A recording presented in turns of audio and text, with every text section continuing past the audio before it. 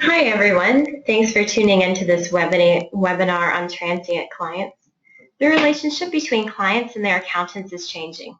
As a society, we're becoming less sticky to professional services.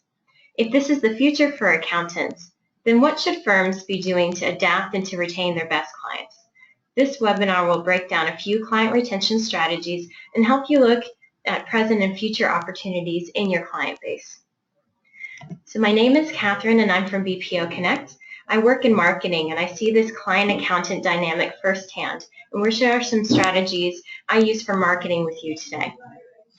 So I'll cover clients in your business strategy, how to keep clients engaged, and determining your level of stickiness. So just how important are clients to your bottom line? Well, you may have heard this before, but according to Lead Resources Incorporated, it costs 5 times more to acquire a customer than to retain one. So if this doesn't resonate with you, then maybe something else will. Have you ever advertised, interviewed for, and hired a new employee only to find out in a few weeks or months that it wasn't a good fit for the role? As you may know, finding a new employee, and for that matter, a new client, is costly. If a client retention isn't part of your business strategy, you're in trouble because we're less sticky. We're not as loyal, and there's nothing to keep your clients coming back to you, which means they can be snatched away by a competitor. Even if you have great products or great service, doesn't mean necessarily that client retention will follow from that.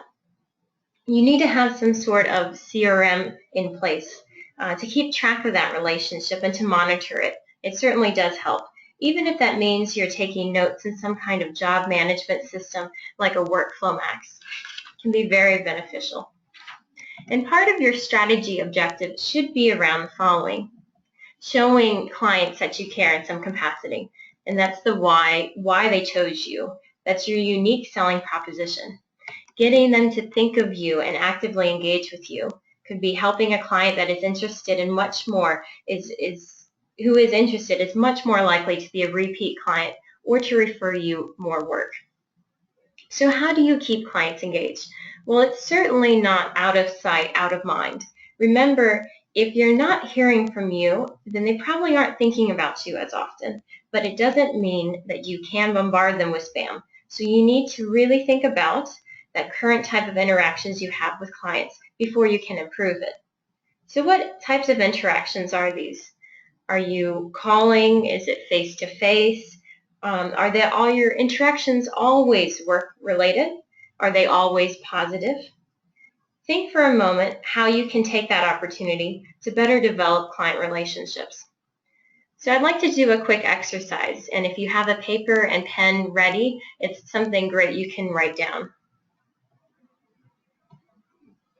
Now, I want you to think of your favorite client, or perhaps your favorite clients, if it's a few of them, and write down your top 5 interactions with them, ones that really stand out. And answer for me, what is your relationship with that client like? And were those interactions generally positive? They may not necessarily have been if they stick out in your mind, but it's good to make note of that. What kind of interaction? Was it on the phone or face-to-face, via email? What was it about that interaction that you remember? Because remember, even if it's not a positive, if it's a negative interaction, we tend to hold those for much longer. So perhaps you're a client of other businesses, so perhaps that's what your clients may remember. Of course, you want to try and increase those positive interactions. Now, I wouldn't focus too much on the least type of clients, maybe your C or D type of clients, because some of those may even be costing you money. But focus on the ones and attracting more A type, your best, the cream of the crop type of clients. Hopefully in this exercise you've identified at least 1 or 2 A-type personalities, some of their traits, and that can help you serve as a board going forward, a plan of what type of client you're actually looking for.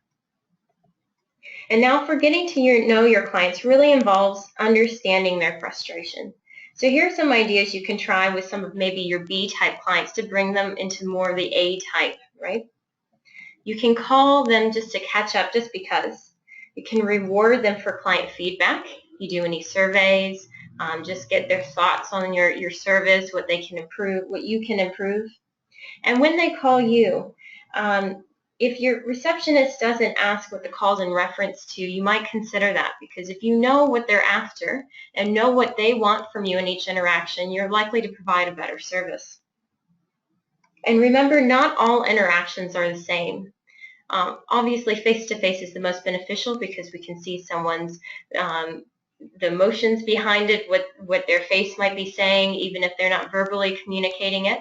So if you mix up your types of interactions or see how you can engage in other channels with your clients, even better. And they can be hearing from you in more than one of these channels. So now rewarding clients. So maybe you've identified some of the best ones, you know what you might want to do across the board. You can consider a client loyalty program. You can do this through gift vouchers or experiences. There's a lot of applications available that allow you to do this. You can also say they can refer you back, where perhaps as an accountant you've partnered with a financial planner that can set up some kind of referral agreement. Of course, you need to make this aware to your clients. But you can also reward them in other creative ways. You can give clients information and education that they may want. Flyers are very easy to put together and can be very helpful to clients to make sense of their data, to make sense of your benefits and understanding what you do, and to answer their frequently asked questions. Even videos and how-tos are excellent ways to go about this, or even providing links to other helpful resources from the ATO may help. Now, staying relevant is very key here, because not all client needs are the same. So if we looked at just that type A personality, we know a little bit more about what those client needs are. If you've done that exercise, you can kind of flush out a little bit more based on their experiences, maybe talking to some of your type A clients and figuring out what it is they want and what it is they need. So from that, you can derive maybe the relevant promotions, things that they would like to see from you. Because remember, 80% of your revenue comes from about 20% of your current customers. So this is a good time to take a moment to know, have you let your clients know about your promotions? Do you ask them for more work, for referrals?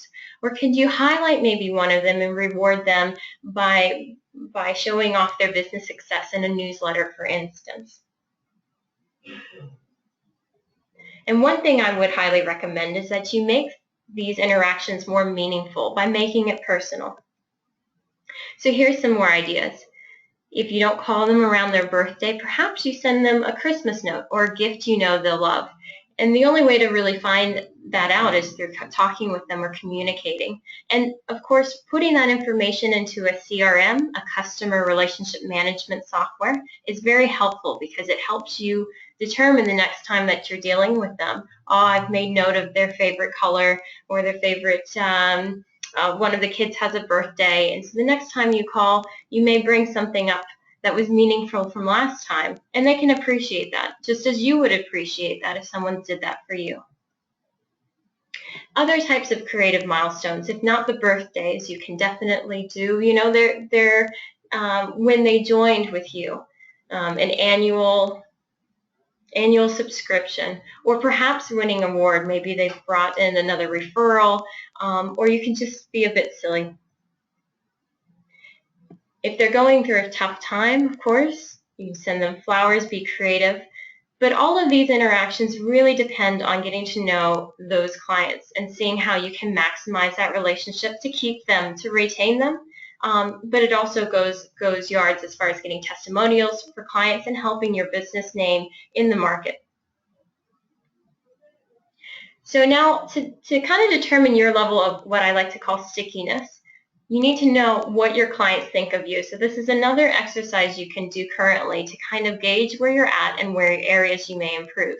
And one of the best ways to do that is to have them fill in a survey. Of course, you can have web surveys. You could do a hosted one. You can use something like SurveyMonkey, and you can even include it in your newsletter just to see where you stand at. And if it's very brief, they're more likely to fill it in. But perhaps you even offer a reward or some kind of gift if they complete this, or raffle off a gift for the first few people who complete it.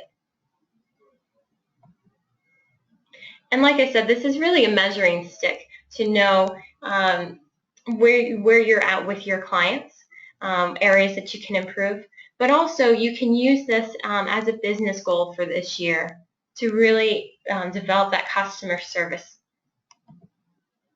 So that concludes today's webinar. I hope you found it useful. I hope you took away a few ideas to better your client retention. And if you have any questions for our team, don't hesitate to contact us via email, web, or phone. And don't forget to sign up for the next webinar. Thank you. See you then.